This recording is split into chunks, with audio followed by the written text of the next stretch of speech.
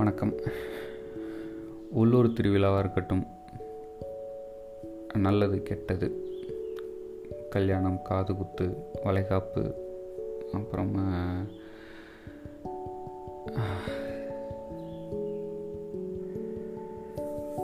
வயசுக்கு வந்தால் நடத்துகிற திருவிழா அப்படின்னு.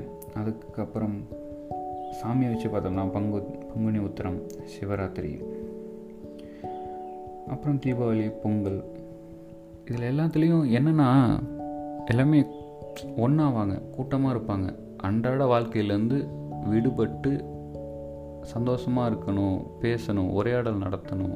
நீ எப்படி இருக்க, வாழ்க்கையில் என்ன நடக்குது, என்னோட அனுபவத்தில் என்னோடய கருத்துக்கள் இதெல்லாம் சொல்கிறேன், உன் நல்லதுக்காக சொல்கிறேன், எடுக்காதும் இருப்போம். இந்த மாதிரியான உரையாடல், ஒரு எக்ஸ்பீரியன்ஸ் ஷேர் பண்ணுறது அப்படிங்கிறது, லைஃப்பை தெரிஞ்சவங்களோட வாழ்க்கையை பற்றி மேலும் புரிஞ்சிக்கிறது, உதவுறது அப்படிங்கிறதெல்லாம் இந்த மாதிரி கூட்டம் கூடும்போது நடக்கும்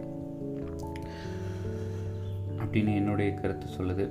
இதுக்காக தான் இந்த மாதிரியான முறைகள், அதாவது இந்த மாதிரியான பண்பாடு வளர்ந்துருக்கா, அப்படி தான் வளர்த்துருப்பாங்களா அப்படின்னா, இது என்னோடய பாசிட்டிவ் அப்ரோச். நல்ல எப்படி சொல்கிறது,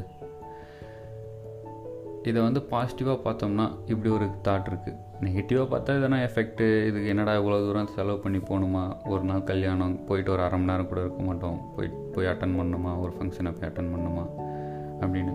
தீபாவளி, பொங்கலுக்கு ஏன்டா அவ்வளோ கூட்டம், இதில் எங்கே போய் நம்ம ஊருக்கு போய் என்ன பண்ண போகிறோம், செவனு வேலை பார்க்குற இடத்துல தங்கிடும், எதுக்கு தீபாவளி பொங்கலுக்குலாம் ஊருக்கு போய்கிட்டு அப்படின்னு இது நெகட்டிவ் இருக்குது. அப்புறம் திருவிழா கூட இப்போல்லாம் வரதில்லை.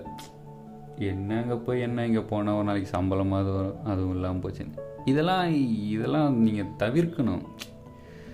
ஏன்னா வாழ்கிறோம் அப்படிங்கிற எண்ணமே சந்தோஷமாக இருக்குங்கிறது மனுஷனாக இருந்தால் மற்ற மனுஷங்களோட உரையாடும் போது தான் இன்னும் கொஞ்சம் சந்தோஷமாக இருப்பான். தினமும் செய்கிற வேலையை செஞ்சுட்டு இருந்தால் வாழ்க்கை சலுப்பாயிரும், போர் அடிச்சு போயிடும். அதனால் இந்த மாதிரியான விஷயங்கள், ஃபங்க்ஷன்ஸ், திருவிழாக்கள்லாம் அட்டன் பண்ணுங்கள். அங்கேயும் போய் ஃபோன் நோண்டிகிட்டு இருக்காதீங்க, அதான் ரொம்ப முக்கியமான விஷயம். அங்கே போய் அங்கே உள்ள சூழ்நிலையை பாருங்கள், கவனிங்க, எப்படி இருக்குது, என்ன பண்ணுறாங்க, ஒரு பொது இடத்துல எப்படி நடந்துக்கணும், ஒரு கூட்டத்தில் எப்படி நடந்துக்கணும், ஒரு விஷயத்தை எப்படி கையாளணும் அப்படின்னு. ஏன்னா அப்படின்னா தான் வாழ்கிறேங்கிற ஒரு உணர்வு வரும். ஆமாம், நானும் வாழ்ந்துட்டு தான் இருக்கேன், நல்ல அனுபவங்கள், நிறைய சந்தோஷங்கள் பார்த்துருக்கேன், அனுபவிச்சிருக்கேன் அப்படிங்கிறதெல்லாம் சொல்ல முடியும்.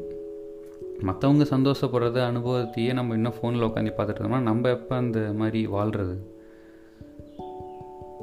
யோசிங்க, முயற்சி பண்ணி பாருங்கள். உங்களுடைய கருத்துக்களை நான் வரவேற்கிறேன். நன்றி.